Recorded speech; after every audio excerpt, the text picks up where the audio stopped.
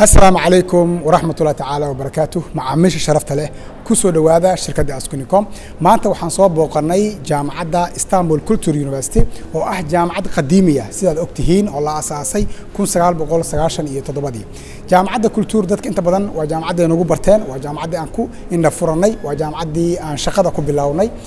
لابد كوني سيد طبعا كأردجي يجوري جامعة كانوا وهو جامعة إسطنبول كولتور يونيفرسيتي. تاسنا ما كحكي أنت إن نقطة كولتور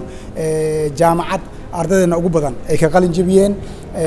ayada iyo jaamacadda Aydin maanta maxaan jaamacadda u nimid maanta waxaan jaamacadda u nimid in sanad dugsiyeedka 2023-2024 aan u saxiixno jaamacadda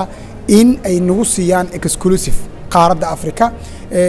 exclusive waxaan ka wadaa maalmo ka hor waxaan duubay videogii jaamacadda Istanbul RL sidaad ogtihiin oo aan idin sheegay in sanadkii saddexaad shirkadda Askunicom ay tahay shirkadda kaliya ee ardada Afrikaanku ay ka soo xareysan karaan jaamacaddaas waliba qiimo dhimis ay uga soo xareysan karaan marka jaamacaddana waxaan ka codsanay in aan arday u ballan qaadno ayaguna ay noo sameeyaan qiimo dhimis sida la wada socotaan jaamacadda kultuur qiimaha lagu dhigan jiray wuxuu ahaa 4900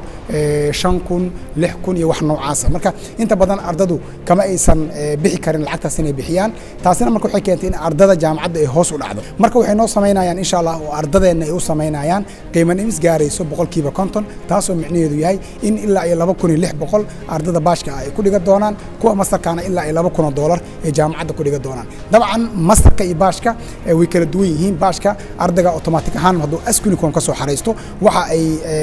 ku siin doonaan aqbalaada 2600 haddii uu toos u soo xareysto ama agency kale oo soo marana waxay ku aqbali doonaan qiimaha caadiga ah marka waa inaad taas la socotaan qiimo dhimista aan sheegayo kaliya waxa ka faa'iideysan doono ardada soo maro shirkadda Askunicom dhanka kale jaamacadda Istanbul Culture waa jaamacad kulliyada fara badan hayso marka laga hadlayo engineeringka waxay haysaa computer engineering civil engineering industrial engineering electrical and electronic engineering architecture business international trade sidoo kale masterkana waxay hayaan sida management engineering management structural engineering business administration economy and finance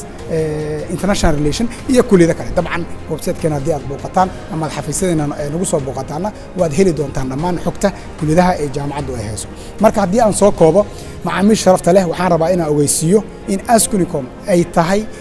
shirkadda kaliya ee sanad dugsiyeedka 2023-2024 u sameyn doonto qiimo dhimis gaarayso 50% ardada rabto inay wax ku dhigato jaamacadda kultuur ugu dambeyn waxaan idin leeyahay nagu soo booqda xafiisadeena dalka haddii aad Turkiga ku nooshiin xafiisadeena Istanbul iyo Ankara haddii aad Soomaaliya ku nooshiin xafiisadeena Hargeysa Muqdisho sidoo kale Djibouti xafiiskan ku leenahay dadka ku nool Kenya xafiiskeena Nairobi iyo wadamada kale Afrika ah